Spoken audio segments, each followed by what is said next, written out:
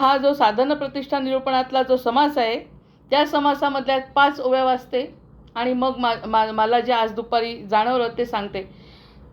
जो निर्गुण गुणातीत, जो अदृश्य अव्यक्त, जो अचिंत्य चिंतनातीत परमपुरुष श्रीराम, अचिंत्या व्यक्त रूपाय निर्गुणाय गुणात्मने समस्त जगदाधार मूर्तये ब्रह्मणे नमः. अचिंत्यतेची चिंतावे, अव्यक्तास आठवावे, निर्गुणास ओळखावे कोणे परी श्रीराम. जे दृष्टीसची न पडे, जे मनासही नातुडे, तया कैसे पाहणे गडे निर्गुणासी श्रीराम. इथे थांबली आहे आणि पुढच्या फक्त आता अद्वैत ज्ञानाचा उपदेश गुरुगीता तो महेश सांगता होय पार्वतीश पार्वतीपती श्रीराम. अवधूत गीता केली गोरक्षीस निरोपिली, ते अवधूत गीता बोलली ज्ञानमार्ग श्रीराम. विष्णू होऊन राजहंस विधीस केला उपदेश, ते हंस गीता जगदीश बोलिला स्वमुखे श्रीराम. ब्रह्मा नारदा उपदेश चतुश्लोकी भागवत, पुढे व्यासमुखे बहुत विस्तारले श्रीराम. वसिष्ठ सार वसिष्ठ ऋषी सांगता झाला रघुनाथासी, कृष्ण सांगे अर्जुनासी सप्तश्लोकी गीता श्रीराम. म्हणो निमित्य आत्मज्ञान, म्हणता पाविजे पतन प्रज्ञे रहित, जे जन तयासी कळेना श्रीराम. जेथे शेषाची प्रज्ञा मंदली, श्रुती समौन्य मुद्रा पडली, जाणपणे न वच बदली स्वरूप स्थिती श्रीराम. जय जय रघुवीर समर्थ. हे जे समर्थांच्या या ज्या ओव्या आहे त्यावरती घडलेलं हे चिंतन आहे. आता चिंतन म्हणण्यापेक्षा आपण काय विचार करतो, काहीतरी तर चिंतन करत असू वाचल्यानंतर, तर काहीतरी तर घडतंय. आणि त्यानुसार माझ्यासमोर 20 श्लोक आले आणि ते 20 श्लोक आता समर्थांच्या दासबोधात न सांगता आपण वेगळं बोलतोय. याचं कारण आता तुम्हाला सांगते. आता हे जे 20 श्लोक आले, आमंत्रणोत्सव नाव आहे स्तोत्राचं, आमंत्रणोत्सव. किती गोड. म्हणजे समर्थांनी काहीतरी शिकवावं आणि मोठ्या कोणीतरी कळणार तरी मोठ्या परमपुरुषाला तेजाला आमंत्रित करावं, ज्याच्याबद्दल वाणी बोलू शकत नाही, बुद्धी समजू शकत नाही, जे हृदय अनुभवू शकतं. जर समर्थांची कृपा झाली तर हृदय अनुभवू शकतं. असं आमंत्रणोत्सव नावाचं जे स्तोत्र आहे, एकूण 20 श्लोक आहेत. त्याच्यातले 1-2 श्लोक त्यांच्या संप्रदायाचे आहेत, पण बाकी याचा विस्तार करण्याचा विचार. विस्तार करणे पुन्हा माझा स्वतःचे शब्द नाही का वापरत, कारण आपला अनुभव नाही. पण आपल्यासमोर जे समर्थ बोलतात ते कसे समोर आणून ठेवतात ते बघा आता. आमंत्रणम ते निगमोक्त मंत्रै स्तन्न प्रवेशाय मनोहराय श्रीरामचंद्राय सुखप्रदाय करोम्यहं त्वं कृपया गृहाण. सत्यादिराजार्चितपादपद्म श्रीमध्वसंपूजितसुन्दरांग श्रीभार्गवी सान्नुतमन्दहास श्रीव्यासदेवाय नमो नमस्ते.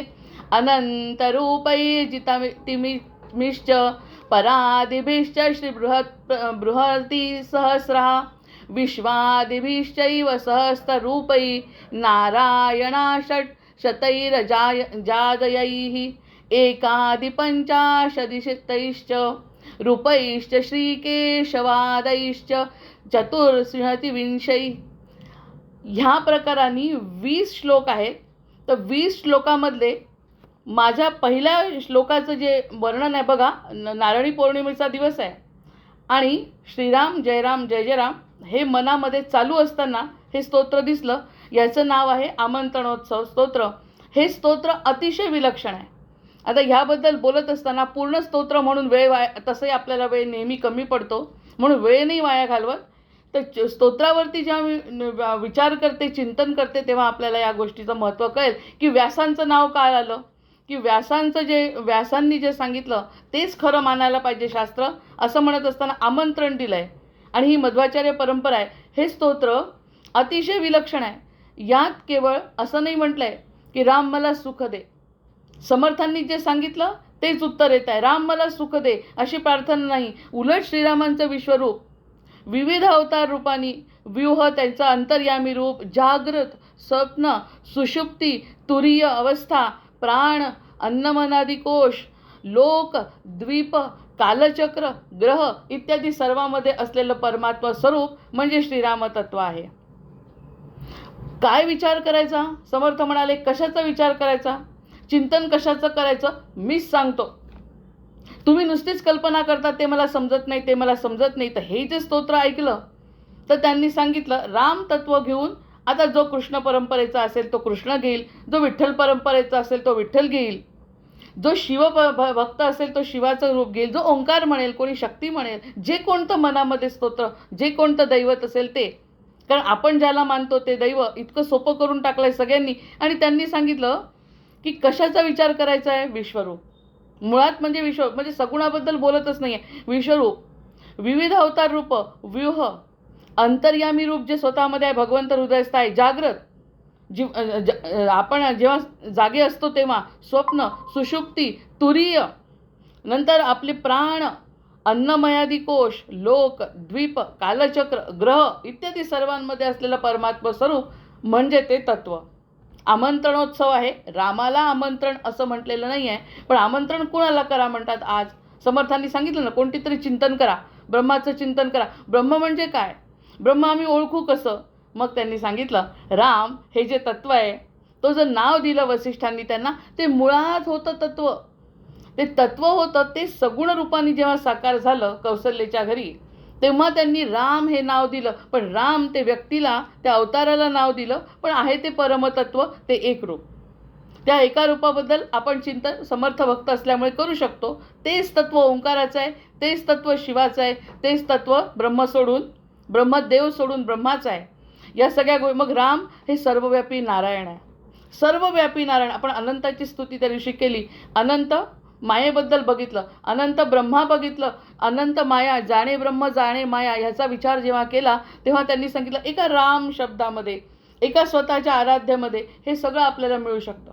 म्हणजे सोपं करून टाकलं ना. त्यांनी सांगितलं जितकं मी शिकवतो तितकं तुम्हाला सोपं करून टाकतो. त्याचं महत्त्व जर पटवलं, ह्याच्यात नाही दिलं, त्याचं महत्त्व मी तुला दुसरीकडून पटवतो, ते जर तुला पटलं तर बाकी सगळ्या गोष्टी न करता फक्त तेच केलं तरी मी तुला पावतो. काही त्यांचीच आज्ञा दिसते. ज्या अर्थी हे विशेष आपण चिंतन करतोय त्या अर्थी निश्चित ती त्यांची आज्ञा आहे. मग ते म्हणतात हे केवळ उत्सवाचं निमंत्रण नाही आहे, हा उत्सव नाही आहे रामाचा. आता साधारण आम्ही तिरुपतीला गेलो, जेव्हा तिरुपतीला कल्याणोत्सव सुरू. कल्याणोत्सव म्हणजे श्रीरामांचा कल्याणोत्सव. श्रीराम जानकी विवाह 1.5 महिना चालतो. त्याचा आता मला तो दिवस आठवत नाही कोणता आहे, तेव्हा आम्ही ऑक्टोबरमध्ये आहे तो. आणि त्यावेळी कल्याणोत्सव आणि श्री जानकी मातेचं मंगळसूत्र मुद्दाम सगळ्यांच्या जवळ नेऊन त्याचा आशीर्वाद घ्या म्हणतात. आता ह्या सगळ्या गोष्टी ज्ञानापेक्षा भक्तीने समजतात ना. त्यांनी सांगितलं हे केवळ उत्सवाचं निमंत्रण नाही, हा काही उत्सव नाही. म्हणजे समर्थांनी असं वाटलं असेल, समर्थांना थोडं रटाळ होत आहे, ज्ञान ज्ञान ज्ञान जास्त होत आहे, बोलण्यातून कदाचित समजतही नसेल, मलाही समजत नसेल, ऐकणाऱ्यालाही समजत नसेल, तर मीच तुमची सोय करतो, गोडवा आणतो त्याच्यामध्ये. त्यांनी सांगितलं हे उत्सवाचं निमंत्रण आहे रामचंद्रानं आपल्या आराध्याला. पुन्हा मी म्हणते, आपल्या आराध्याला निमंत्रण फक्त निमंत्रण नसून आता देवाला बाहेरून घरात आणणं म्हणतात. देवाला बाहेरून घरात आणणं आणि शेवटी हृदयामधल्या अंतर्यामी रामाचं दर्शन घडवणं. म्हणजे त्यांनी पद्धतसुद्धा सांगितली की कसं अभ्यास करा, कसं चिंतन करा, कशी भक्ती करा. आता बाहेरचं तत्व आहे, देव हे बाहेर आहे असं जर मानलं की पूर्ण चराचरामध्ये राम आहे, मानलं चराचरामध्ये राम आहे हे मानल्याबरोबर त्याला चराचरात तर ठेवाच, आणि चराचरात ठेवल्यानंतर त्याला अंतर्यामी आणा म्हणतात. तुमच्याजवळ आणा कसं आणायचं ते पण सांगतात. आणि शेवटी हृदयातील अंतर्यामी रामाचं दर्शन. मग हनुमंतांनी वेगळं काय केलं? हनुमंताजवळच आहे का फक्त रामतत्व? सगळ्यांच्या जवळ ते असू शकतं, कारण मी तुमचा आहे, तुम्ही माझे आहे, हे तत्व पुन्हा आपण चिंतन करतोय. आणि व्यासांनी जे सांगितलं ते खरं मानतायत म्हणून त्यांनी सांगितलं हे सगळ्यांसाठी खुलं आहे. हे स्तोत्र कुठलंही असो, काही असो, ते सगळ्यांसाठी खुलं आहे. हा आजपासून उत्सव सुरू झाला आणि त्या उत्सवामध्ये बाहेरचं असलेलं तत्व, मुळामध्ये आपण भक्त आहे म्हणजे बाहेर आहे हे मानलं आहे, आणि बाहेर मानल्यानंतर त्याला आता आत घ्यायचं आहे. त्यासाठी आपण जेव्हा आपण ज्ञानातून विचार करतो आतून बाहेर निघतं म्हणतो ना आपण, की कठीण जातं. आतून फुटून, मातीतून फुटून जेव्हा बीज बाहेर पडतं किती त्रास होतो त्याला. कोशातून फुलपाखरू जेव्हा बाहेर पडतं किती त्रास होतो त्याला. त्यांनी तर त्राससुद्धा कमी करायचं ठरवलं. अरे बाहेर दिसतंय ना तत्व, सगळीकडे हवा आहे, पण समजा गाडीमध्ये हवा भरायची तर एखाद्या ठिकाणी, विशिष्ट ठिकाणी जसं जावं लागतं तसं तिथे जातो ना आपण, तसं ते तत्व आपल्यातच आणा. म्हणजेच करचरण कृतम वा कायजम कर्मजम वा. मग हे आमंत्रण रामाला द्यायचं आहे. आणि राम कोण आहे त्याच्यावरती व्यवस्थित सविस्तर वर्णन केलं आहे, म्हणजे त्या तत्वाबद्दल वर्णन केलं आहे. आणि त्यांनी सांगितलं अंतर्यामी रामाचं दर्शन असा अर्थ आहे. आता ते सोलीव सुख सांगत असताना जेव्हा आपण ज्ञानरूपाने ऐकलं, त्या सोलीव सुखापेक्षा हे बरं वाटतंय की नाही. समर्थ म्हणतात जसं पाहिजे तसं तुला समजावून सांगतो, आनंद मिळेल, दिवसभर मला मिळाला, सगळ्यांनाच मिळेल. त्यांनी सांगितलं हे हृदयामध्ये माझ्या आहे, हे जर मी तुला सिद्ध केलं तर त्याचं निमंत्रण आहे म्हणतात हे. आणि नावच आहे आमंत्रणोत्सव स्तोत्र, आमंत्रणाचं स्तोत्र आहे. आणि हृदयातील अंतर्यामी रामाचं दर्शन, आणखी काय पाहिजे. हृदयामधल्या रामाचं दर्शन होणं, आधी सगळीकडे राम आहे, मग हृदयामध्ये राम आहे, हे जरी मी मानलं, समजा कोणत्या गुरूंनी सांगितलं आणि मानलं सर्व चराचरात आहे राम, हृदयामध्ये आहे राम, हो मानलं, पण दर्शन देवळात गेल्यावर सुद्धा आपण दर्शन होत नाही भगवंताचं. म्हणजे कधी कधी त्याच्याकडे लक्ष नसतं, दुसरेच विचार असतात मनामध्ये. मग राम ओळखतात, ते दैवत ओळखतं की याच्या काही मनात दिसत नाही, दर्शन होत नाही. म्हणजे देवळात जाऊन दर्शन होत नाही, चराचरात दर्शन होत नाही, हृदयामध्ये आहे म्हटलं तोंडानी, हृदयस्थ आहे, 3 वर्ष झाले भगवंत हृदयस्थ आहे असं म्हणते. पण म्हणून दर्शन कुठे घडलं. दर्शन घडवण्यासाठी समर्थ मागेच लागलेत आता, की दर्शन झाल्याशिवाय तो सोडतच नाही. नुसतं ज्ञान सांगते, बडबड करते, समजावून सांगते, चिंतन करता दर्शन कसं होईल. आमंत्रण द्या त्याला. हे केवळ उत्सवाचं आमंत्रण नाही आहे, तर देवाला बाहेरून घरात आणायचं. दारामध्ये उभा आहे बिचारा, दारामध्ये उभा असलेले भगवंत दारामध्ये वाट बघतायत. जसं आज आपण दुपारी विठ्ठलाचं चिंतन केलं, विठ्ठल उभा आहे वाट बघत, कलियुगाचा राम आहे तो. आणि तो वाट बघत होतं की कधी देव आपल्याकडे येतो. म्हणजे तो बाहेरचा देव घरामध्ये आणल्याबरोबर, हृदयामध्ये आणल्याबरोबर तो तयार आहे, आणि ह्याच गोष्टीसाठी तो तयार आहे. म्हणून श्रीरामाच्या उत्सव आवाहनाचं आणि सर्वव्यापक नारायण तत्वाचं अतिशय गूढ असं हे स्तोत्र आहे. कसं सापडलं असेल सांगा, कसं दिलं असेल भगवंतांनी सांगा, की श्रीरामाचा उत्सव करायचा. आता तो काही मूर्ती बांधायची नाही, पूजा करायची नाही, किंवा काय विशिष्ट परंपरेने करायचं नाही. अरे मनामध्ये जागरण करा म्हणतात आहे. ते म्हणतात आहे की केवळ अयोध्येचा राजा नसून सर्वव्यापी नारायण जो चराचरात भरला आहे, तो हृदयामध्ये आहे, त्याचं दर्शन तुम्हाला या स्तोत्राने घडू शकतं. आता आणखी काय करायला पाहिजे त्यांनी. आमंत्रण म्हणजे देवाला बोलवणं म्हणजे काय त्या स्तोत्रामध्ये म्हटलं आहे. मग त्यांनी म्हटलं, स्तोत्रात काय म्हटलं आहे, आमंत्रणम ते निगमोक्त मंत्रई स्तंत्र प्रवेशाय मनोहराय श्रीरामचंद्राय सुखप्रदाय करोम्यहं त्वं कृपया गृहाण. आता ते काय म्हणतात, हे श्रीरामचंद्रा. दुसरं स्तोत्र फक्त त्यांच्या परंपरेचा आहे, दुसरा श्लोक तो नाही वाचणार, कारण ती त्यांची परंपरा आपल्याला कळणार नाही. पण एका श्लोकामध्ये ते म्हणतात, हे श्रीरामचंद्रा, वेदांनी सांगितलेल्या मंत्राच्या साह्याने. आता कालचं आहे, मी पुन्हा काढते ते. काल त्यांनी काय म्हटलं आहे की वेदांच्या ज्ञान, अद्वैत ज्ञानाचा उपदेश गुरुगीता तो महेश. म्हणून मिथ्या म्हणता नये, ही जी ओवी आहे 32वी. आणि त्यांनी म्हटलं आहे की म्हणून मिथ्या म्हणता नये, बहुत ज्ञानाचे उपाय, बहुती निर्मिली ते काय मिथ्या म्हणावे. आणि दुसरी गोष्ट, व्यासांच्याही बाबतीत त्यांनी सुरुवातीला काहीतरी म्हटलं आहे शब्द, की व्यासांचं जे ज्ञान आहे त्याला उच्चिष्ट म्हणू त्याला कमी लेखू शकत नाही. ह्या ज्या 2 ओव्या आहे त्याचा अर्थ. आता हे श्रीरामचंद्रा, वेदांनी सांगितलेल्या मंत्राच्या साह्याने, ते जे वेद मंत्र आहेत त्या मंत्राच्या साह्याने मंगलमय उत्सवात आपल्या प्रवेशासाठी मी तुला आमंत्रण देत आहे. जय जय रघुवीर समर्थ. आतल्या प्रवेशासाठी मी तुला आमंत्रण देत आहे. प्रत्यक्षात वेद म्हटले का आपण, वेदमंत्र येतात का आपल्याला. त्यांनी सांगितलं वेदाला टाळू नका. आपले व्यास सगळ्यात अंतिम आहे. वेदांना माना आणि शास्त्राला माना, व्यासांना माना, त्यांच्या मुलाला शुकाला माना, शुकासारखे पूर्ण वैराग्य ज्याचे त्याचे समर्थ माना, एवढं त्यांनी त्यात सांगितलं.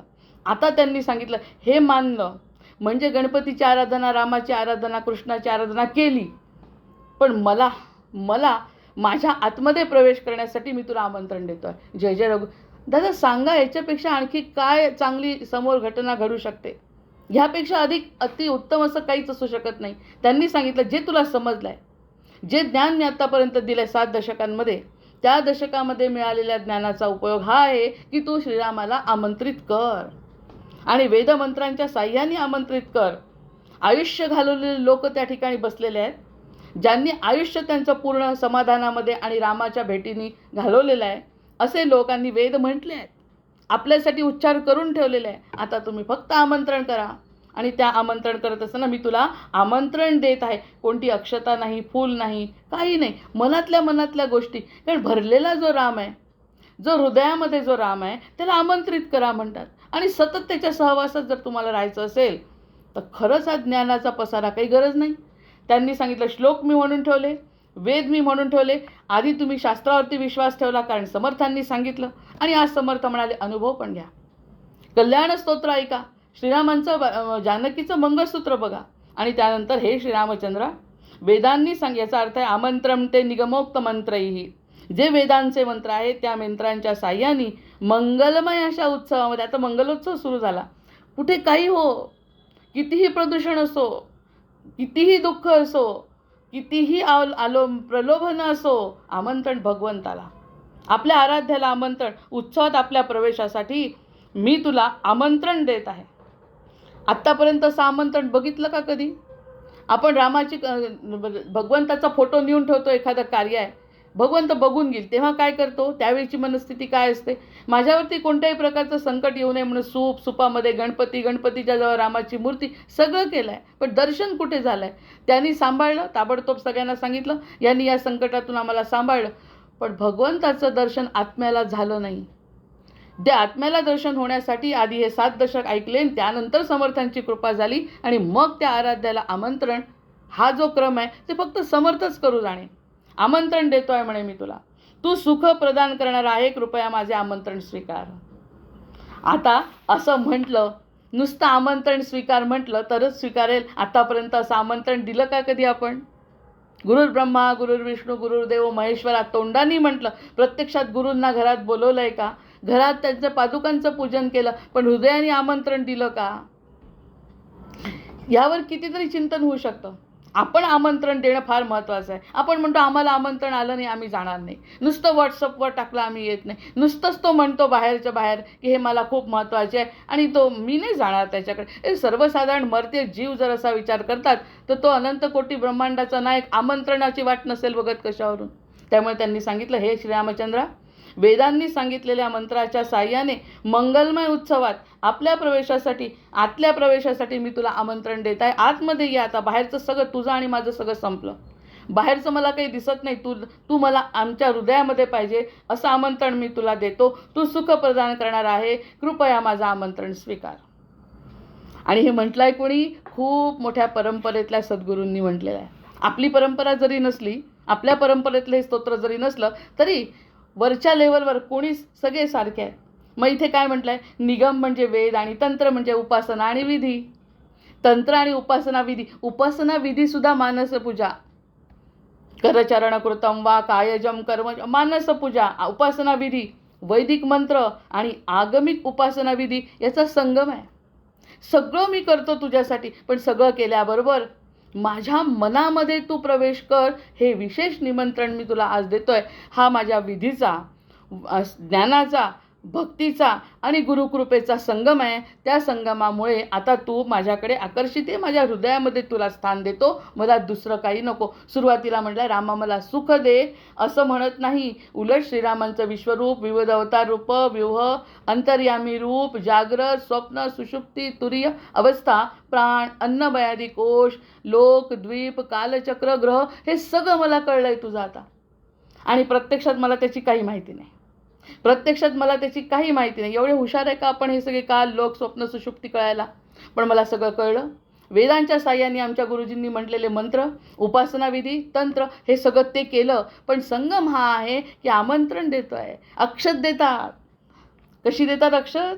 आपल्याला जर कोणतं कार्य करायचं असेल तर सर्वसाधारण लोकांना सर्वसाधारण पत्र असतात, पण ज्यांच्याकडे जायचे, ज्यांनी आपल्याकडे यावं, ज्यांचा आधार आपल्याला आहे, त्यांना मोत्याची अक्षत देतात.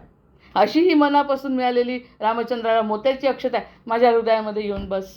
देवाला आपण बोलवलं, मग आता याचा अर्थ दुसऱ्या श्लोकामध्ये म्हणतात ते की देवाला आपण बोलवतो, मग होता कुठे?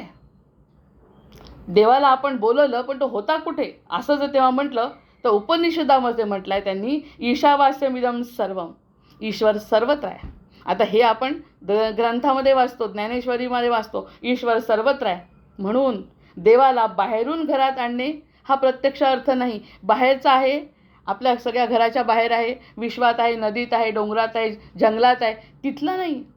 पण हे आमंत्रण म्हणजे आपल्या चित्ताला देवाच्या उपस्थितीची जाणीव करून द्यायची. जय जय रघुवीर. आपण उपस्थित आहोत. मी गृहीत धरणे याच्यावरती एक लेख लिहिला होता की प्रत्येक गोष्ट आपण गृहीत धरतो. माझ्याजवळ आई आहे, गृहीत धरतो. माझ्याजवळ बुद्धी आहे, गृहीत धरतो. माझ्याजवळ पैसा आहे, गृहीत धरतो. माझ्याजवळ मुलगा आहे, गृहीत धरतो. त्याला इतका त्रास होतो या सगळ्या गोष्टीचा गृहीत धरल्यामुळे. तो म्हणतो मी जे केलं आपण तुमच्यासाठी, जी बुद्धी तुला भगवंताने दिली, त्या बुद्धीचा उपयोग तू करते आणि त्याच्याबरोबर काहीच प्रकारची कृतज्ञता नाही. मग कृतज्ञता नाही असं करता करता ते कृतज्ञकडे वळतो आपण, की ते गृहीत धरतो म्हणजे दुसऱ्यावरती एक प्रकारचा अन्याय होतो. मग असा अन्याय जर सर्वसाधारण संसारामध्ये होतो तर ते म्हणतात हे आमंत्रण देणे म्हणजे भगवंतासाठी माझं हृदय तयार आहे. माझं हृदय तयार आहे. माझ्या चित्ताला देवाच्या उपस्थितीची जाणीव करून दिली. होता तू सर्वत्र होता, माझ्याजवळ होता, पण तू आहे याची जाणीव मला आज झाली. यानंतर मी कधीच तुला विसरणार नाही. याचं कारण या ग्रंथांचा आधार घेतला. याचं कारण हे वेदमंत्र मला पटले. याचं कारण व्यासांना मी मानलं. याचं कारण शुकाला मी मानलं. याचं कारण त्यांच्या शुकासारखे पूर्ण वैराग्य माझे असा समर्थ मी मानले. मानणं म्हणजे मी कोण मानणारी, मानणं याच्यासाठी की ते मला जाणवलं सगळं महत्त्वाचं आहे. आणि त्याच्याचबरोबर आपोआप दुसरी गोष्ट काय घडते, याला मानलं म्हणजे दुसरीकडे थोडंसं दुर्लक्ष होतं. जे पहिल्यांदा इथे मेन मानत होतो इकडे दुर्लक्ष होतं. आता आमंत्रणच असं आहे, भगवंता तू आणि तू फक्त, दुसरं काही माझ्या मनात नाही आणि मला सुख पण नको, फक्त तू पाहिजे. हीच तर विठ्ठलाची भक्ती दशावतारामध्ये आपण आता पुढच्या समासामध्ये घेणार आहे. आमंत्रण म्हणजे आपल्या चित्ताला देवाच्या उपस्थितीची जाणीव. मूर्ती मंदिरात येते, मग मूर्ती जेव्हा मंदिरात येते परंतु प्रत्यक्षात मन देवाच्या उपस्थितीत प्रवेश करतं. त्या ठिकाणी हा अनुभव खरंच आपण सगळ्यांनी घेतला आहे की जेव्हा मन नसतं तेव्हा त्या ठिकाणी मूर्ती जागृत वाटत नाही आणि मन आहे म्हटल्याबरोबर त्या मूर्तीतून वेगवेगळ्या प्रकारचे व्हायब्रेशन्स आपण घेऊ शकतो. आपण त्या ब्रह्मांडाच्या नियमाला ओपन झालेलो असतो. मग यामुळे हा आमंत्रणोत्सव जो आहे हा बाह्य कार्यक्रम नसून चित्ताच्या देवाभिमुख होण्याचा संस्कार आहे. चित्ताभिमुख ज्याला व्हायचं आहे त्याचा हा संस्कार आहे. मग अशा प्रकारचा हा चित्ताचा संस्कार कोण करवून घेत असेल आपल्याकडून, समर्थांच्या शिवाय? हे इतकं वाचलं काही अर्थ नाही म्हणतील. जर तू असं काही संस्कार करून आमंत्रण करून जर भगवंताला कारण आपण त्या दासबोधातही बोलत नाही आहे. ज्या ज्या गोष्टी त्यांनी सांगितल्या नाही त्यावर बोलायचा आपला अधिकार नाही. पण आनंद ज्यातून मिळतो, समर्थांची कृपा कळते, त्या गोष्टींवरती चिंतन आपण करतोय. मग त्यांनी ते राम, मध्व, व्यास आणि लक्ष्मीच्या वंदनेतला राम असं दुसरा श्लोक घेतला आहे की ज्याच्या चरणकमलाची सत्याधिराजांना, म्हणजे सत्याधिराज नावाचे त्यांचे गुरु आहेत, त्यांनी पूजा केली. मग आता आपली परंपरा आठवा. आपल्या परंपरेमध्ये वसिष्ठांपर्यंत परंपरा आहे रामाची. दत्ताची परंपरा असेल, नवनाथांची परंपरा असेल तर दत्तापर्यंत आहे. रुद्राची परंपरा असेल तर ओंकारा. या सगळ्या परंपरा आठवा. त्यांनी पूजा केली आहे म्हणे तुझी. आता इथे वेदांचं ज्ञान झालं आणि ज्ञान झाल्यानंतर कोणी पूजा केली त्याची, तर माझ्या सत्याधिराजांनी. ते सत्याधिराज म्हणजे कोण? माझे वसिष्ठ, ज्यांनी रामाला सांगितलं देहामधल्या, आणि त्या देहामधल्या रामाला अनंत तत्वाचं उदाहरण त्यांनी दिलं. असे माझे वसिष्ठ जर त्या ठिकाणी मला सत्याधिराजांच्या ठिकाणी दिसले तर, आणि त्यांनी पूजा केली आहे म्हणे अशा रामाची. ह्या रामाची त्यांनी पूजा केली. जो चराचरात आहे असं कोणतंच अस्तित्व नाही बरं. सगळीकडे असून माझं आहे, फक्त माझं आणि माझं हे प्रेम करण्याची पद्धत असते. मुलगा माझा, हे माझं, ते माझं, सगळ्यांचं असून माझं हे तत्त्व मी आता स्वीकारलं आहे आणि त्याला आमंत्रण मी देते आहे. पूजा त्यांच्या स्वरूपाची केली आहे. त्याच्या स्वरूपाची म्हणजे सगुण रूपातला राम नसून तो निर्गुण रूपातल्या रामाची त्यांनी पूजा केली. कोणी? माझ्या सत्याधिराजांनी. त्यांचे जे सत्याधिराज आहेत म्हणजेच माझे वसिष्ठ आहेत. तसेच आमचे ज्ञानोबा माऊली आहेत. तसंच रुद्राच्या याच्यात त्यांचे ज्याचे गुरु असतील, दत्तांच्या याच्यात जे असतील, त्यांनी पूजा केली आहे. ते वेडे आहेत का? हे ज्ञान घेतलेले ज्यांनी ते केलं ते वेडे आहेत. त्यांनी पूजा केलेला जो राम आहे, ज्यांचं मंदहास्याचं श्री भार्गवी म्हणजे अर्थात लक्ष्मी स्तवन करतात, असे जे कोणाचं केलं त्यांनी, कुणाचं पूजन केलं त्यांनी? ज्याची लक्ष्मी पूजा करतात, ज्यांच्या स्मितहास्यावर सगळं जग फिदा आहे. ते हसले. लहान मूल हसतं म्हणे. त्यांनी तो उदाहरण पण सांगितलं. लहान मूल जेव्हा हसतं तेव्हा भगवंताचं स्मितहास्य त्यांना हसवतं आणि जेव्हा ते रडतं तेव्हा ती सटवी रडवते. म्हणजे त्याच्यातली असुरी वृत्ती असते ती लहान मुलाला रडवते आणि ते स्मितहास्य भगवंताचं त्याला हसवतं. आणि ते जे स्मितहास्य आहे ते स्मितहास्य त्या पाहून लक्ष्मी त्यांची पूजा करतात. लक्ष्मी त्यांची पूजा करतात. वेदांचं ज्ञान आणि भक्ती परंपरा हे दोन्ही याचं व्यास देव स्वरूप परमात्म्याला माझा नमस्कार असो, असे हे जे व्यास आहे, व्यासांपर्यंत आलेली परंपरा. काल समर्थांनी सुद्धा व्यासांचा उच्चार केलेला आहे. ती ओवी आता अगदी यावेळी सांगितलं तर आपला वेळ जातो. तर ते व्यासांपर्यंत जी परंपरा आली आहे त्या व्यासांनी ह्या परंपरेला, या परमात्म्याला नमस्कार केला आहे. त्या परमात्म्याला माझा नमस्कार असो. कुठे याचं वर्णन आहे? ना स्वरूपाचं वर्णन, ना त्यांनी काय केलं त्याचं वर्णन, तो कुठे राहतो वर्णन. बाहेरून आत आणायचं म्हणजे काय, आत आणून देवळात बसवायचं म्हणजे काय, देवळात आणून का सुख मिळत नाही, का आनंद मिळत नाही, याचं कारण मग त्यांनी परंपरा सांगितली. व्यास मध्व सत्याधिराज ही परंपरा त्यांची, म्हणून दुसरा श्लोक मी घेतला नाही कारण त्यांच्या परंपरेतला तो श्लोक आहे.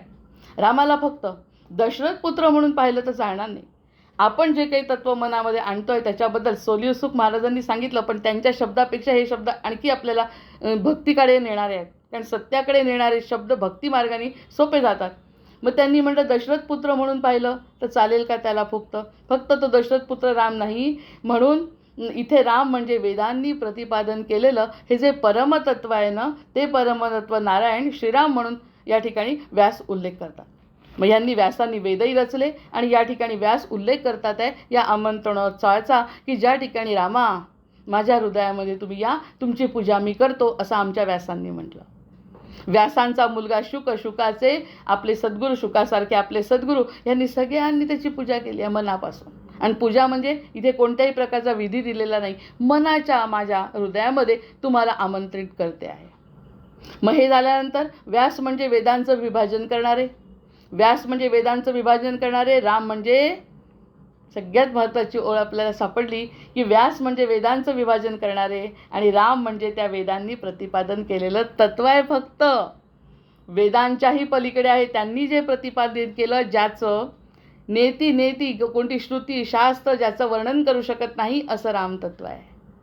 असं रामतत्व आहे. व्यास म्हणजे 4 विभाजन केलं, इतकं मोठं ज्ञान, पण त्या ज्ञानाच्या नंतर ज्याचं ज्ञान ते आहे ते तत्व म्हणजे राम आहे. मग आता हा जो आहे, म्हणून मी त्याच्या खाली लिहून ठेवलं, दशक 7वा, समास 7वा, साधन प्रतिष्ठा 45 श्लोक वाचायचं म्हटलं मी. त्यानंतर तो 45वा श्लोक वाचला. नंतर अनंत रूपाचा राम आहे. अनंत रूपाचा राम आहे. अनंत रूपाचा राम म्हणत असताना ते म्हणतात, हे प्रभो अजित इत्यादी अनंत रूपांनी, श्रेष्ठ रूपांनी, बृहस्पती सहस्त्रादी रूपांनी, विश्व इत्यादी सहस्त्र रूपांनी, नारायण इत्यादी रूपांनी आणि अज इत्यादी रूपांनी तूच प्रगट आहेस. इतके मोठे अवतार झाले, त्या अवतारामध्ये तूच प्रगट होतो आणि तूच निघून जातो. काही काळ कार्य करतो, तू निघून जातो. पण याचा अर्थ आपल्याला काय कळला मग आता? या ठिकाणी तर भांडणाचा प्रश्नच नाही. त्यांनी सांगितलं आमंत्रण अशा देवाला की देव अनेक नाहीत, देवाची अभिव्यक्ती अनेक आहे. फक्त विष्णू रूपामध्ये विष्णूचं काम झालं, रामरूपामध्ये रामाचं काम झालं, कृष्ण रूपामध्ये कृष्णाचा अवतार, विठोबा अवतारामध्ये विठोबाचा, मत्स्यामध्ये मत्स्याचा, कुर्मामध्ये कुर्माचा, ही त्याची फक्त अभिव्यक्ती आहे. तत्व एकच आहे. जसा सूर्य एक आहे पण आणि पाण्यात प्रतिबिंब त्याचं वेगळं दिसतं, आरशात प्रतिबिंब त्याचं वेगळं दिसतं, काचेमध्ये त्याचं वेगळं दिसतं, डोळ्यामध्ये चौथं दिसतं, पण तरी सूर्य एकच आहे. तसा हा माझा परमात्मा एकच आहे. वेदांनी वर्णिलेला परमात्मा, ज्या ठिकाणी वेदांची वाणी चालत नाही त्या ठिकाणी जो परमात्मा आहे तो मला कळला. आणि अशा या रामाला मी काय करते आहे, हे श्रीरामचंद्रा, वेदांनी सांगितलेल्या मंत्रांच्या साह्याने मंगलमय उत्सवात आपल्या प्रवेशासाठी मी तुला आमंत्रण देते आहे. तू सुख प्रदान करणार आहे, कृपया माझे आमंत्रण स्वीकार. हा श्लोक प्रत्येक वेळी त्याला लावून म्हणायचा आहे. मग हे आमंत्रण जर त्यांनी स्वीकार म्हटल्यानंतर त्याचं काय करावं त्यांनी, तो त्याचा प्रश्न आहे. आपली बुद्धी, आपली मती, आपली साधना, आपली वृत्ती, आपली भक्ती जितकी असेल तितक्यापर्यंत आपलं काम चालू ठेवायचं. थेंबे थेंबे तळे साचे. भगवंत प्रगटणार, भगवंत त्याची वाट बघतो. विठ्ठल अवतारामधला जो विठ्ठल आहे तो आपली वाट बघतो आहे. कधी काही हा येईल आणि मला बोलवेल. हजारो येतात, लाखो येतात, त्यातले काही थोडकेच माझे भक्त होतात असं जे निमंत्रण देतील त्या निमंत्रण दिल्यानंतर तो स्वीकारणार नाही असं होत नाही. अक्षत घेऊन गेलो मोत्याची, किती मोत्याची अक्षत त्याला आवडणार आहे, कारण इतरांपेक्षा ही वेगळी अक्षत आहे. यावेळेस जरा त्याला मनात वाटतंय सगळीकडे असले तर तो मला बोलवतोय, तो बाकीचं त्याला काही घेणं देणं नाही. मग त्यांनी अनंत रूपाचा जो नाग आहे, अनंत रूपाचं जे राम आहे, त्या रामाचं त्यांनी तिसऱ्या श्लोकामध्ये हे वर्णन केलं आहे. मग आता त्यांनी सांगितलं केशवादी 24 रूपे, त्यांनी 24 रूपं सांगितली आणि दशावतार 51 प्रकारच्या रूपांनी केशवा आता केशव. आता कोणत्या देवाचं भांडण करायचा प्रश्न आहे या ठिकाणी. वेदांकडे जर गेलो, सत्याकडे जर गेलो, एखादे सद्गुरू जर परमश्रेष्ठ सद्गुरू असतील ते कुठेच कुणाला अडवणार नाहीत. त्यांनी म्हटलं 51 प्रकारच्या रूपांनी, केशव इत्यादी 24 रूपांनी, मत्स्य इत्यादी 10 अवतारांनी आणि विश्व इत्यादी 8 श्रेष्ठ रूपांनी तूच प्रगट आहे श्रीरामा. का रे उभा श्रीरामा. भगवंतांना म्हटलं वैष्णव परंपरेमध्ये काय म्हटलंय त्यांनी, केशव, नारायण, माधव इत्यादी 24 मूर्ती प्रसिद्ध आहेत. अवतार देवाचा जन्म नाही, पण देवाचं प्रागट्य बाकी निश्चित आहे. देवाचा जन्म करण्याचं काही कारण नाही. आता जन्मोत्सव कृष्णाष्टमी येते, तो जन्म म्हणून नाही, प्रागट्य उत्सव. त्या प्रागट्य म्हणजे त्यांचं म्हणणं प्रागट्य त्यावेळी जर तुमच्या हृदयामध्ये प्रगट झाला तो भगवंत, तर ते प्रागट्य अजूनसुद्धा आहे. अजूनही जन्म होतो, कैदेतून सुटतो. वसुदेव देवकी कैदेतून सुटले. आमच्या हृदयामध्ये जर भगवंताचं प्रागट्य झालं तर कैदेतून जीव सुटला. आपोआप सगळे दरवाजे उघडतील, आपोआप नर्मदेतून जागा मिळेल, आपोआप फणा धरेल आणि भगवंत पुढे जातील. तर या सगळ्या गोष्टी अजूनही घडतात, म्हणून त्या संपलेल्या नाही आहे, होता आहे आणि राहणार आहे. 24 विष्णू रूपांची पांचरात्र परंपरेतली ही मांडणी यांनी या ठिकाणी दिली आहे. म्हणून थोडंसं स्तोत्रामध्ये फरक आहे. अवतार म्हणजे देवाचा जन्म नाही, तर देवाचं प्रागट्य आहे. मग रामाचा जन्म झाला असं आपण म्हणतो, जेव्हा रामाचा जन्म झाला असं म्हणतो, तर म्हटलंय त्यांनी अजोपि सन्नव्यत आत्मा भूतानामीश्वरोपि सन् प्रकृतीं स्वामधिष्ठाय संभवाम्यात्म मायया. म्हणजे जरी अजन्मा अव्यय आत्मा सकल भूतांच्या ईश्वर मी स्वप्रकृतीला अधीन करून मी माझ्या मायेनी जन्म घेतो. म्हणजे आता त्यांनी सांगितलं की मी माझ्या मायेनी जन्म घेतो. कशासाठी घेतो. प्रत्येक वेळी परित्राणाया साधूनाम नाही, तर मला कधी कधी भक्तांना दर्शन द्यायचं आहे. भक्तांना दर्शन देण्यासाठी मी येतो. या श्लोकामध्ये त्यांनी आधीच ग्वाही देऊन टाकली, पुढे त्याचं रूप सांगतातच आहे, अगदी विस्ताराने रूप सांगतात 8व्या श्लोकात. पण या ठिकाणी त्यांनी सांगितलं की माझ्या मायेला योगमायेला सांगतो मला अशा प्रकारचं रूप घ्यायचं आहे आणि रूप घ्यायचं आहे म्हणून मी जन्माला येतो. हा भक्त जर तिथे उभा असेल तर त्यासाठी त्याचा जन्म आहे. मग चतुर्विवाह, गो, ब्राह्मण, तुलसी आणि काल. आता कालाबद्दल अनिरुद्ध इत्यादी चतुर्विवाह रूपांनी गोमाता, ब्राह्मण आणि श्री तुलसीमध्ये वास करणार आहे. सगळे चारही गोष्टी सुंदर आहे. त्यांनी म्हटलं अनिरुद्ध इत्यादी म्हणजे चक्रव्यूह रूप आहे जे भगवंताचं, ते सगळ्यांना माहीत आहे. 4 भाग. आपण आता त्या ज्ञानाकडे जात नाही. पण गोमाता, ब्राह्मण आणि श्री तुलसीमध्ये वास करणाऱ्या रूपांनी, मंत्रस्वरूपानी आणि परमाणूपासून संवत्सरापर्यंतच्या कालरूपांनी तूच स्थित आहे. असं जे भागवतामध्ये म्हटलं आहे की नाही, वासुदेव, संकर्षण, प्रद्युम्न आणि अनिरुद्ध हे जे त्यांचे रूप आहे, त्या सगळ्या 4ही रूपामध्ये संकर्षण वेगळं रूप आहे, प्रद्युम्न रूप वेगळं आहे, अनिरुद्ध रूप वेगळं आहे, वासुदेव रूप वेगळं आहे. तर या 4ही रूपांमध्ये तत्व तेच आहे. म्हणजे मगाशी कशामध्ये तत्व होतं, चराचरात आहे राम, असा राम मला हृदयामध्ये आणायचा आहे. आता व्यूहामध्ये तोच आहे, अवतारांमध्ये तोच आहे. इथे देवाची व्याप्ती 3 स्तरामध्ये येते, मूर्ती, मंत्र आणि काल. मूर्तीत आहे नाही म्हणायचं नाही, म्हणून समर्थांनी कधीही मूर्तीपूजा नाही असं म्हणलं नाही. उपचाराला महत्त्व आहे, मूर्तीमध्ये आहे, मंत्रांमध्ये आहे आणि मुख्य म्हणजे कालात आहे. कालातीत भगवंत आहे. म्हणजे मूर्ती फक्त मंदिरात आहे का. मग फक्त मंदिरामध्ये असती तर आपल्याला ताबडतोब पावली असती. मंदिरात फक्त नाही, फक्त मंत्रात नाही आणि कालातीत आहे. या 3 गोष्टी म्हणजे आपल्याला देव हा अस्तित्वाच्या प्रत्येक क्षणात कार्यरत असलेलं असं हे जे चैतन्य आहे. म्हणून कालाची भीती कमी करणारं एक आध्यात्मिक मार्ग आहे. कालाची भीती कमी करणारा हा आध्यात्मिक मार्ग जर आपल्याला पटला तर आजपासून आपण फक्त श्रीरामाचं नाव घेऊ, दुसऱ्या कशाच्याच मागे लागणार नाही. कारण कोणी पूजा करून ठेवली आहे आमच्या ऋषीमुनींनी. वसिष्ठांपासून त्यांनी त्याची पूजा केली आहे. रामाचं नाव जेव्हा ठेवलं त्यांनी त्या बालकाला त्या परमात्मा तत्वाचं नाव दिलं आहे. राम हे त्याला जे नाव देत असताना परमात्म्यामध्ये राम जो तत्व आहे ते नाव उचलून ह्या बालकाला दिलं आहे. असा आमचा जो राम आहे. मग इतकं परमात्मा तत्व असलेलं जे राम आहे त्या नामामध्ये सगळं काही आहे आणि आमंत्रण दिलेलं आहे. मग आमंत्रण दिल्यानंतर ह्याची ही महती 18 श्लोकात संपल्यानंतर फक्त श्रीराम जय जय राम म्हणणाऱ्यासाठी राम उभा आहे. म्हणजे या सगळ्या ज्ञानाच्या व्यतिरिक्त जर भक्तिमय मार्गातून गेलं तर हे स्तोत्र आपल्याला आमंत्रणाचं निमंत्रण देत आहे. तुम्ही आमंत्रण तर करा. आणि कालही भगवंताच्या अधीन आहे म्हणतात. काल भगवंताच्या अधीन आहे. मग स्थावर जंगमामध्ये अंतर्यामी राम राहतो हा 4था श्लोक आहे. 6वा श्लोक आहे की काय म्हटलं त्यांनी, स्थावर जंगमामधील अंतर्यामी राम. ज्ञानादी शक्तींमध्ये स्थावर जंगम सर्व प्राणी मात्रात, अव्याकृत आकाशात आणि सूक्ष्म स्तरावर नारायण आणि अनिरुद्ध रूपाने तो स्थिर आहे. म्हणजे स्थावर जंगम ज्या ज्या काही कोणत्या गोष्टी असतील त्या ठिकाणी उपनिषदामधलं जे अंतर्यामी तत्व आहे, मांडूक्योपनिषद सुषुप्तीबद्दल बोलतोय की म्हणतो एषोंतर्यामेष्ठा योनी सर्वस्य. म्हणजे रामाला शोधायला अयोध्येला जायचं असेल आधी आपल्याला, जर आपल्याला अयोध्येला रामाला शोधायला जायचं असेल तर आधी अंतःकरणामध्ये आधी त्याला उतरवा. अंतःकरणामध्ये ह्या रामाला आधी सगळं माहिती करून घ्या. हे जे माहिती तत्व गेलं या 3 श्लोकामध्ये त्यांनी सांगितलं, हे सगळं म्हणजे मी आहे. काहीही कन्फ्युजनचं काम नाही, कोणत्याही गोंधळाचं काम नाही, सगळं कळलं. पण हे वळण्याचं कारण 7 दशक आहेत बरं. तसं कोणीही वळत नाही. ज्ञानोत्तर भक्तीला भगवंत महत्त्व देतो, ज्ञानोत्तर भक्तीला समर्थ महत्त्व देतात. त्यामुळे हे ज्ञान झाल्यानंतर स्तोत्र म्हणजे वेळेला सुद्धा एक मर्यादा आहे. ह्यावेळी ही गोष्ट घडणे ती महत्त्वाची असते. त्यांनी म्हटलं की रामाला शोधायला जर अयोध्येमध्ये जात, किती गर्दी झाली होती रामाला शोधायला अयोध्येमध्ये. मग जेव्हा अयोध्येला जाता तेव्हा मनातल्या मनात शोधा. तिथे एक अशी घटना घडली होती, अयोध्येमध्ये गेलो त्यावेळी तर इतकं कडक वातावरण होतं. त्यांनी सांगितलं की कोणत्याही प्रकारचं काहीच नाही नेत आहेत, आम्ही आपले 4 लाडू तरी देऊ म्हटलं रामाला. तर म्हणे रामाला लाडूसुद्धा नको, मोबाईलचा तर प्रश्नच नाही, लाडू नको, काहीच नको, साधी उदबत्ती नको, पैसे नको, काहीच नको, तसं जायचं म्हणे.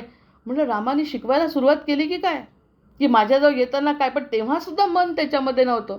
फक्त मंदिर बघायचं आहे, 500 वर्षाचा संघर्ष आहे आणि त्या संघर्षानंतर उभं राहिलेलं मंदिर आहे, हे स्वतःचा अनुभव आहे.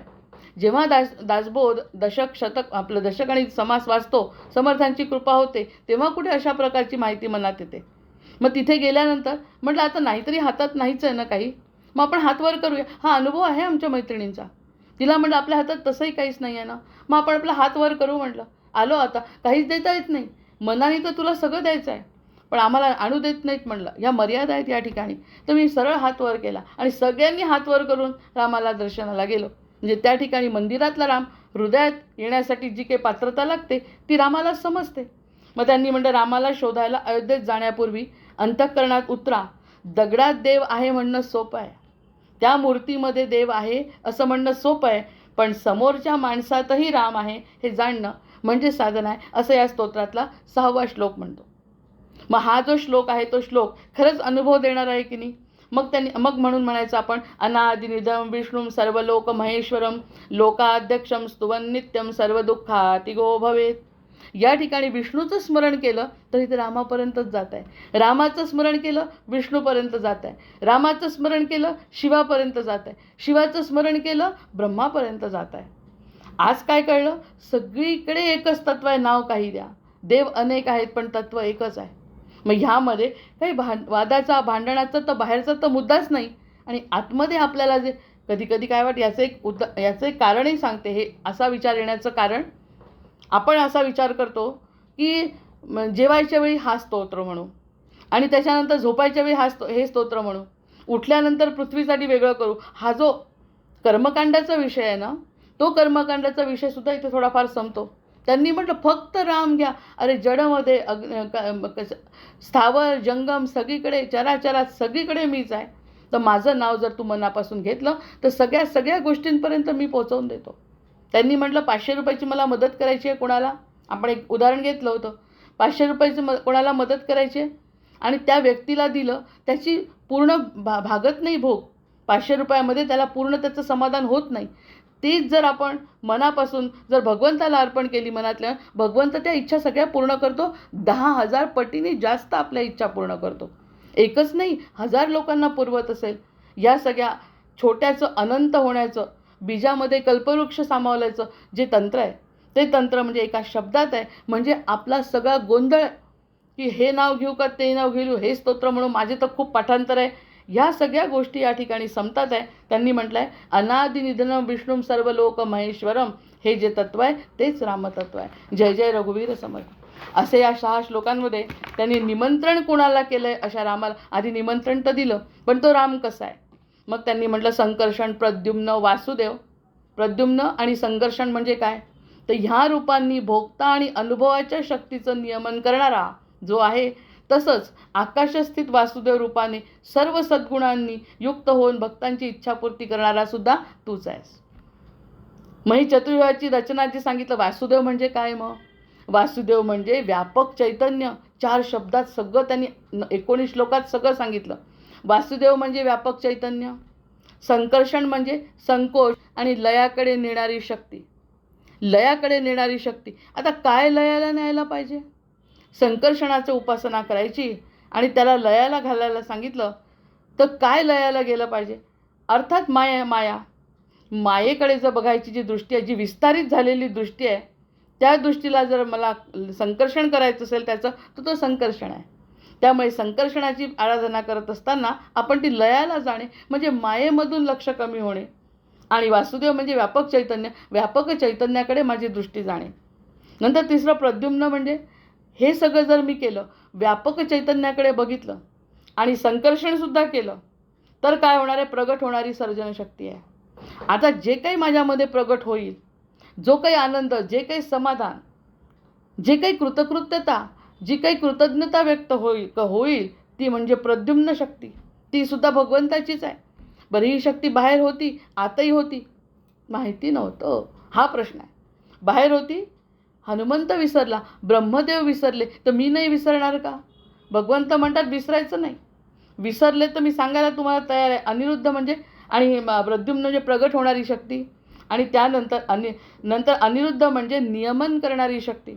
आता सगळं मला कळलं. आजच्या दिवशी भगवंतांनी आजच्या समासामध्ये आहे, गोंदवलेकर महाराजांच्या प्रवचनामध्ये, की समाधान 1 वर्ष जरी म्हणे तुम्ही नेटाने समाधान टिकवायचा प्रयत्न केला, तर तुम्हाला आपोआप त्याची गोडी लागते. मग ही जी नियमन शक्ती आहे, ती शक्तीसुद्धा मीच आहे म्हणतो.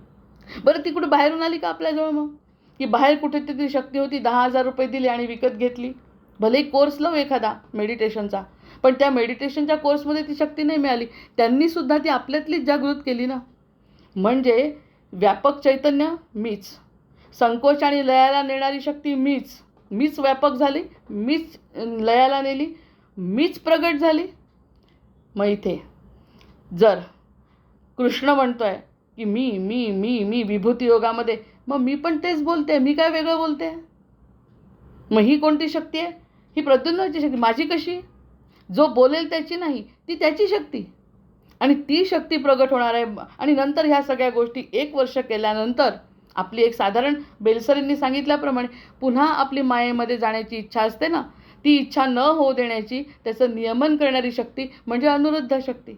आणि ह्या 4 इतक्या मोठ्या मोठ्या शक्ती ह्या रामामध्ये आहे. म्हणजे आपण ज्याला मानतो त्याच्यामध्ये आहे, बाकी सगळं सोडून द्या म्हणतात. कलियुगाचं वैशिष्ट्य सापडलं आपल्याला, की सगळं सोडून द्या. आणि पाय दुखत असला तरी राम, आणि खूप आनंद झाला तरी राम, कारण राम सगळं जाणतो आणि प्रारब्धामध्ये बदल करत नाही.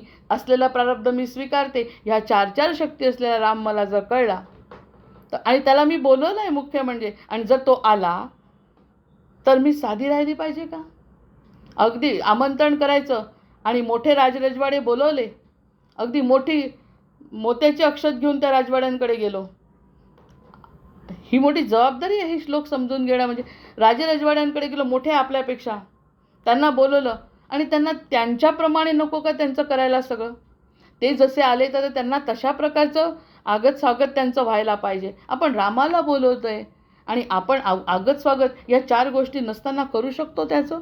आलाही तो तर या 4 गोष्टी आपल्यामध्येच जागृत होणे, व्यापकत्व, संकोच आणि लयाकडे नेणारी शक्ती, प्रगट होणारी सर्जन शक्ती.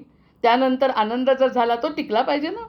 आनंद 1 दिवसाचा आहे. 1 दिवस आले सद्गुरू, त्याचा फार आनंद झाला, दुसऱ्या दिवशी पुन्हा रडायला लागलो, तर ती सर्जन शक्ती नाही, ती नियमन करणारी शक्ती. या 4 शक्ती आपल्याजवळ असतील, मग ते अभिषेक, पूजा, फुलं, सगुणोपासना या सगळ्या म्हणजे या 4 शक्ती घेऊन आपल्या मनाला तयार करणं, आपल्यातली आतली शक्ती, मग त्या बाहेरच्या शक्तीला आतमध्ये आपण बोलवू शकतो. अन्यथा आपण बोलवू शकत नाही. मागे एकदा माऊलींच्या चिंतनावर आपण असंच बोललो होतो, की त्यांच्या समाधी सोहळ्याला जात असताना आम्ही डोकं ठेवण्याची आमची पात्रता आहे का? त्यांची तर आपल्याला बोलवायची गोष्ट आहेच, त्यांनी तर आमंत्रण दिलं आहे. पण माझं डोकं त्यांच्या याच्यावर ठेवण्याची माझी पात्रता आहे का? माझं डोकं तेवढं शांत आहे का? माझं हृदय तेवढं तसं आहे का? 4 गोष्टी आपल्यामध्ये म्हणजे देवानी याच क्षणी त्याच्या सगळ्या शक्ती आपल्याला दिल्या. तेव्हाच तर कुठे आपण त्याचं आमंत्रण देऊ शकतो ना. अन्यथा आपण आमंत्रण देण्याची जबाबदारीच घेतली नसती. म्हणजे माझ्यामध्ये व्यापक चैतन्य आहे, जे ते आहे तेच माझ्यामध्ये आहे, म्हणून मी विशाल झाली आणि त्यांना बोलवलं. दुसरी गोष्ट संकोच. नको आहे मला ह्या सगळ्या गोष्टी. माझा मायेमध्ये आता अर्थ नाही. मला हे सुखही नको, मला हे दुःखही नको. हा संकोचसुद्धा माझ्या बुद्धीने केला. तिसरं म्हणजे प्रगट होणं. आणि ह्यातून व्यापक आणि संकोच ह्यातून जी काही निर्माण झाली ती प्रगट होणारी जी माझी सर्जनशक्ती आहे ती म्हणजे माझा प्रद्युम्न आहे. आणि तो जो प्रद्युम्न प्रगट झाला त्यानंतर ते सगळं झाल्यानंतर ते टिकवण्याची जबाबदारीसुद्धा माझीच. दुसरं कोणी नाही येणार. दुसरं कुणीही मला मदत करणार नाही या ठिकाणी. हे 4ही गोष्टी माझ्यामध्ये असतील म्हणजे चैतन्य, संकल्प, मनाची निर्मिती आणि नियमन. हे ज्ञानाकडे जात नाही, हे भक्तीकडे जात आहे. या 4ही गोष्टी मला निर्माण करण्यासाठी काहीतरी साधना करावी लागेल. लग्न करायचं आहे मुलीचं, मग लग्न करायचं आहे, सुरुवातीला निमंत्रण तर देऊन टाकलं, असं नाही दिलं निमंत्रण, माझ्या हृदयामध्ये तू बस. मग पुढे जाऊन आपण असं सुद्धा म्हणू शकतो, माझी काही एवढी तयारी नाही, माझं काही एवढं ज्ञान नाही, पण तरी तो आनंदाने स्वीकारेल ना. विदुरांच्या कण्या त्यांनी खाल्ल्याच आहे ना, मग तसं तो करेल. पण आमची तर तयारी पाहिजे, भगवंत येणार आहे तर आपली तयारी कशी पाहिजे. मग ह्या सगळ्या गोष्टींनी त्याचेच गुण आपण घेतो आहे म्हणजे आपण मोठे होतो आहे, आपणच मोठे होतो आहे. आणि मोठं व्हावं हेच नरजन्माचं सार्थक आहे. खाली नाही गळायचं आहे आपल्याला. आणि हे कुठून कळतं? व्यासांना माना. माझ्या डोक्यात सारखं येत होतं काल की नुसतं वेदांना माना, वेदांना माना असं म्हटल्यानंतर कोणताही जीव मानणार नाही. कारण नुसतं मानून पटत नाही. या सगळ्या शक्ती त्या वेदांनी जे सांगू शकत नाही असं तत्त्व, रामतत्त्व, आपलं आराध्य दैवत आपल्याजवळ आहे ते वेदसुद्धा सांगू शकले नाही, जे व्याससुद्धा सांगू शकले नाही असं तत्त्व आहे. म्हणून आपण त्यांना बोलवण्याची हिंमत केल्यावर आपण त्याच्यासारखं झालो. व्हायला पाहिजे, मग तो आनंद होईल. अन्यथा खालच्या लेवलवरती होईल. ते आले, त्यांच्याकडे दुर्लक्ष केलं एखाद्या पाहुण्यांकडे, तर तो काही संवाद नाही आहे. तो जसा आहे पाहुणा तसा जर मग आपण घरचा असेल तर त्यांचा जो आनंद सोहळा आहे, निमंत्रण जे गेलेलं आहे आणि त्याचा जो आनंदोत्सव आहे तो कसा असेल. भगवंतही खुश. म्हणून नामाच्या कीर्तनामध्ये भगवंत नाचत होते म्हणतात. नामाचं कीर्तन सुरू झालं की भगवंत नाचत, देव नाचू लागला. हे जे वर्णन आहे ते निमंत्रणच तसं आहे. अशा मोठ्या व्यक्तीला आल्यानंतर बाकी आपलं सगळं सोडून आणि संकोच शक्ती लयाला नेणारी शक्ती असं सगळं करून त्याची प्रगट होणारी सर्जनशक्ती, मग त्याच्या चेहऱ्यावरचा तेज, त्याच्या भजनामधला ठेका, हे सगळं भगवंताला आवडतं. आणि त्याला नियमनसुद्धा तो सतत करतो, कारण संकोचावरतीच त्याचं नियंत्रण आहे. म्हणजे संकर्षण, वासुदेव, संकर्षण, प्रद्युम्न आणि अनिरुद्ध हा संबंध सरळ सरळ आपल्या शक्तीशी आहे. भगवंतासारखं भक्ताला करणं हे समर्थांची, कोणत्याही संतांचं ते वैशिष्ट्य आहे की लहान ठिकाणी भगवंत येणार नाही. तुम्ही जर लहानपणा भिकारीसारखे राहिले तर मोठा श्रीमंत माणूस जसा आपल्याकडे येत नाही तसा ज्ञान भक्तिपूर्ण अंतःकरण ज्याचं असेल त्याच्याकडे भगवंत येतो. त्यासाठी या 4 गोष्टी त्याला कराव्या लागतात. आता सगळ्यात महत्त्वाचं सांगते आणि मग आपण नंतर विचार करू पुन्हा की जागृत आणि स्वप्नातला राम. हे खूप छान गोड उदाहरण आहे. आतापर्यंत त्यांनी सांगितलं आपली अवस्था सांगितल्यानंतर त्यांनी सांगितलं जागृत आणि स्वप्नातला राम. जागृत अवस्थेमध्ये विश्वरूपाने आणि स्वप्नावस्थेत तेजस रूपाने जीवाचं नियमन करणारा, विविध रूपांनी सर्वांना सुख देणारा तू आहे असं त्यांनी म्हटलं आहे. की जागृत अवस्थेमध्ये विश्वरूपामध्ये सगळ्यांना जो चालवतोय पृथ्वीचा डोलारा तूच आहे. आणि माझं जीवनाचं नियमन करणारा, सकाळी उठतो रात्री झोपतो हे सुद्धा तूच आहे. मग जागृत म्हणजे वैश्वानर, स्वप्न म्हणजे तेजस आणि सुषुप्ती म्हणजे प्राज्ञा. हा थोडासा ईशोपनिषदाचा भाग सोडून देऊ. पण हे साधं त्याच्यातलं उदाहरण पहा. जागेपणी मला राम दिसत नाही, जागेपणी मला दिसत नाही राम. त्या श्लोकाचा अर्थ किती गोड आहे हा इथे थांबते. मग म्हणजे याच्यावरती चिंतन करूया. जागेपणी राम दिसत नाही. कुठे दिसतोय?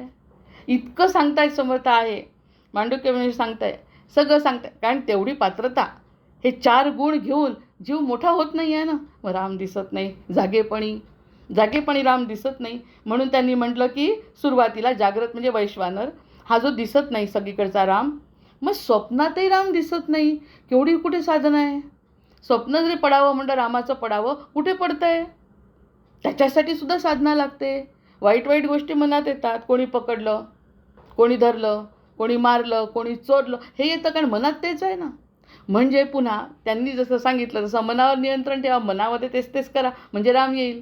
तुम्हाला निमंत्रण दिलं आहे रामाला, आणि मनामध्ये जर तुम्ही बाकीच्या गोष्टी केल्या तर राम कसा येईल? त्यांनी म्हटलं जागेपणी राम दिसत नाही, खरंच दिसत नाही, मला तर दिसत नाही असं म्हटलं. पण मग लागलीच म्हटलं स्वप्नातही राम दिसत नाही. नाही दिसत, आता प्रयत्न करू. म्हणजे त्याच्यासाठी बाकीच्या सगळ्या गोष्टी सोडून स्वप्नामध्ये दिसायचा प्रयत्न तर करू. आणि मग तिसरी गोष्ट सांगितलं, नाराज नका होऊ, कुठेच नाराजीची गरज नाही. पण मग राम कुठे आहे? सगळीकडे सांगितलं चराचरात राम आहे, किती त्याचं वर्णन केलं आत्ता आपण. सगळीकडे राम आहे, मग राम कुठे आहे? तुला दिसत नाही, स्वप्नात दिसत नाही, मग कसं मानायचं? हाच प्रश्न होता ना साधन प्रतिष्ठामध्ये. मग कसं मानायचं? मग तो म्हणतो, श्लोक म्हणतो, दोन्ही अवस्थांना प्रकाशित करणारं जे चैतन्य आहे ना, ते रामतत्व आहे. जय जय रघुवीर समर्थ.